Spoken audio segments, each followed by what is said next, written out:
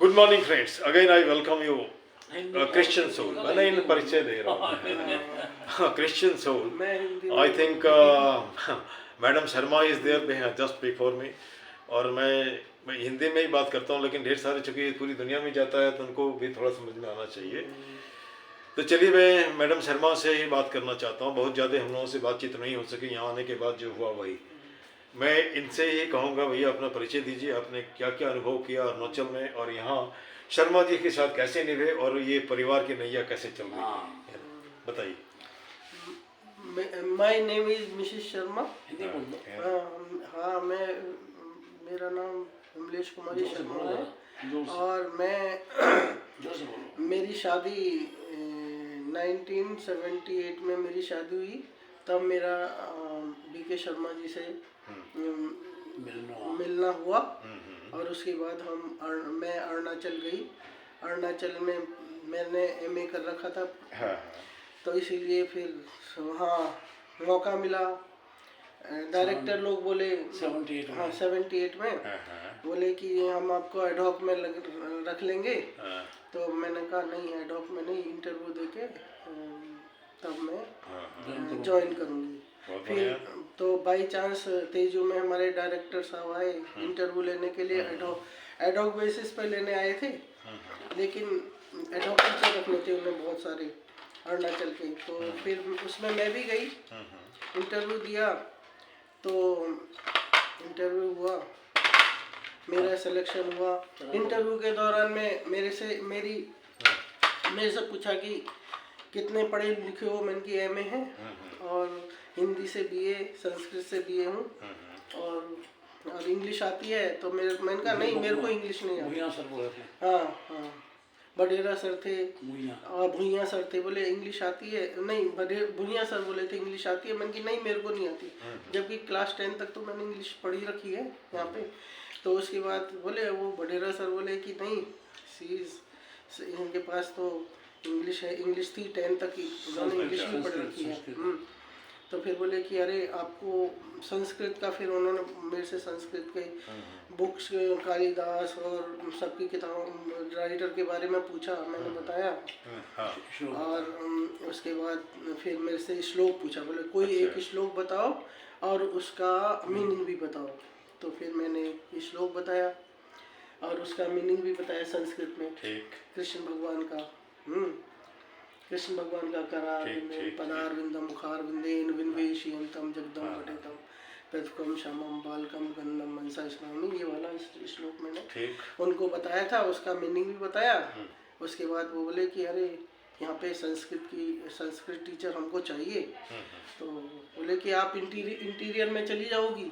मैंने कि हाँ, बोले कि हाँ, मैंने कि जहाँ मेरे सर जाएंगे वहाँ भी जाएंगे। उसके बाद फिर मेरा सिलेक्शन, फिर बाद में पता चला कि मेरा सिलेक्शन हो गया, मेरा रेगुलर टीचर हो गया। अच्छा। उसके बाद से फिर 8 फरवरी 79 में मैंने ममोंग स्कूल में ज्वाइन किया। ममोंग किधर?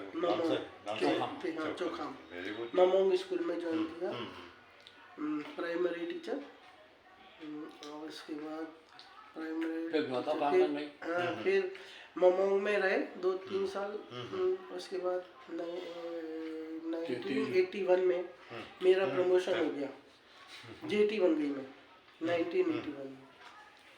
अच्छा मैडम, अब यहाँ पे जैसे बिहार में हम लोगों ने भी संस्कृत पढ़ी, मैंने 10 में कंपलसरी जैसा था।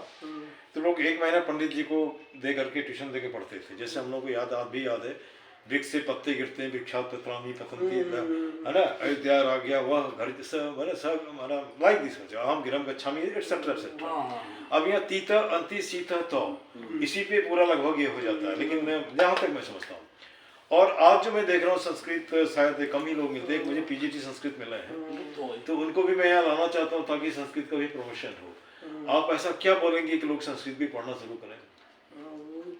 यही प्रॉब्लम थी संस्कृत पढ़ना ही। अब यहाँ पे एक बात बताता हूँ, हाँ ना, कि वहाँ लोगों ने कहा कि सर हमारे गांव में जितने लोगों ने संस्कृत पढ़ा वो तो पंडित हो गए, मतलब उसको दूसरा आगे काम ही नहीं मिला, है ना।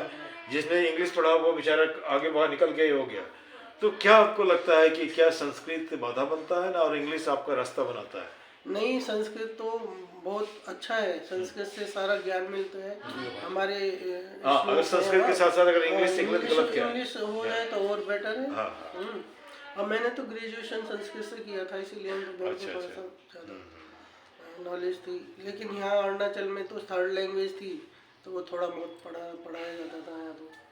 वही संस्कृत की छोटी ठीक। मोटी किताब 6, 7, 8 की, हाँ, हाँ, हाँ। तो ग्रेजुएशन संस्कृत का एक आध श्लोक बोलिए, उसका हिंदी में अर्थ बता सकती हैं, अगर बताइए। अगर याद है तो लोग भूल जाते हैं, नहीं याद है कोई बात नहीं। अब यहाँ पे त्वमेव माता च पिता त्वमेव बंधु च सखा त्वमेव विद्या त्वमेव सर्वं मम देव देव। बहुत तुम बढ़िया। ही मेरे माता हो, तुम ही मेरे पिता हो, तुम ही मेरे बंधु हो, तुम ही मेरे सखा हो, सब कुछ तुम ही मेरे सब कुछ हो भगवान। ठीक, बहुत बढ़िया। अच्छा, एक बात है, संस्कृत जैसा भी भाषा हो, समझ में नहीं आती हो, लेकिन सुनने में अच्छा लगता है। जैसे मान के चलिए हम यहाँ पे देखते हैं कि कुछ अच्छा, मैं प्रार्थना मंत्र बोल सकती हूँ? बोलिए, कुछ भी बोलिए, है ना। प्रार्थना मंत्र मुझे 8 प्रार्थना मंत्र है। एक बोलने से होगा। ओम विश्वानि देव सवितुर्दुरितानि पराशुभ यद्भद्रम तन्ने आशुभ। ओम हिरण्यगर्भ समवर्तताग्रे भूतस्य जातः पतिरेक आसीत् सदाधार पृथ्वी ज्ञामुदेव कस्मै देवाय हविषा विधेम।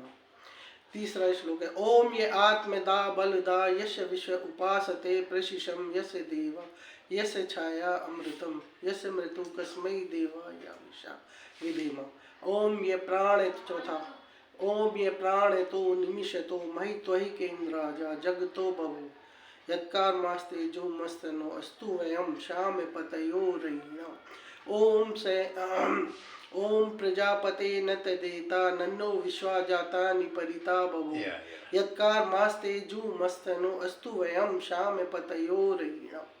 ओम से नो बंधुर्जनिता सविधाता धामानि वेद भुवनानि विश्व यत्र देवा अमृतमाशानास्त्रति ये धामन्य धैर्यन्त।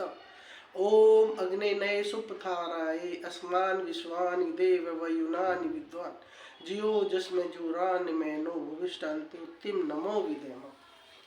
बहुत अच्छा। मैं तो स्पष्ट कह रहा हूँ, संस्कृत हम लोगों ने क्लास 10 में पढ़ी, बहुत सी बातें भाया इंग्लिश या भाया हिंदी समझ में आती है ना। अब इनके साथ में थोड़ा मैं भी बोल रहा हूँ जो मुझे याद है, जब है ना, बस जैसे शांताकारं भुजगशयनं पद्मनाभं सुरेशं विश्वाधारं सदृशं मेघवर्णं शुभांगं लक्ष्मीकांतं कमलनयनं योगी विद्यान गम्यम, like this means here.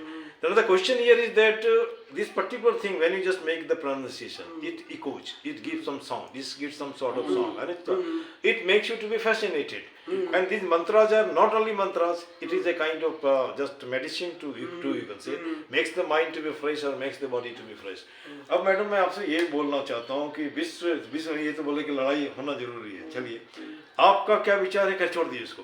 अब यहाँ पे एक सवाल उठता है कि हमारे जो अरुणाचल में ढेर सारे बच्चे हैं, वो आज भी चाहते हैं कि हम लोग वहीं के साथ रहें, तो रहते नहीं सकते, नहीं आशीर्वाद तो दे सकते हैं उनके बच्चों को। जैसे जिन बच्चों को पढ़ाया वो हम प्रिंसिपल है, डायरेक्टर है, जो पोस्ट पे है, उनके बच्चे आज लगता है कि हम भी वहाँ पे रहते, तो कोई भी आदमी लंबे समय तक तो नहीं रहेगा ना। उनको दूर से ही, जैसे मान लीजिए कि हम जो सकते हैं यहाँ से आशीर्वाद दे सकते हैं, गाइड कर सकते हैं, और क्या हमेशा उन लोगों के लिए है, हम हमेशा दिल से उनको आशीर्वाद देते हैं। और हमने वहाँ की सर्विस करी है और अच्छी प्रकार से करी है, ठीक अच्छे से पढ़ाया है और उन्होंने भी सुना है हमारा। अब मैं तो यहाँ तक कहता हूँ कि भाई चाहे वो बिहार हो या दिल्ली हो, चाहे शर्मा जी हो झा जी हो, अरुणाचल का रोटी खाया, अरुणाचल का पैसा खाया, उसका ऋणी जीवन भर रहेंगे, है ना। MA BEd करने के बाद बिहार में तो हमको सर्विस नहीं दी, लालू यादव ने नहीं दिया, शर्मा जी को भी दिल्ली में तो नहीं मिली, तो अरुणाचल में गया था, अरुणाचल के बच्चे अरुणाचल में गया तो अरुणाचल के होके रह गए, है ना। वो आबू आने बोलते हैं, इसका मतलब ये बहुत बड़ा सर्टिफिकेट है। शर्मा जी ने तो पाया नेशनल अवार्ड, मुझे स्टेट अवार्ड मिला था, लेकिन मैं समझता हूँ कि जो बच्चों का प्यार और मोहब्बत, उससे बड़ा कोई भी अवार्ड नहीं है ना। यही शब्दों के साथ मैं यहाँ पे विंड करता हूँ सबों को नमस्कार, और विश्व शांति हो और सब कुछ ठीक ठाक हो, और हर एक दूसरे का विचार नहीं मिलता, लेकिन अलग अलग विचार भी होना जरूरी है, नहीं तो ये डिस्कवरी होगा ही नहीं, है ना। सबके सब भेड़ बकरी बन जाएंगे। सही। Thank you very much.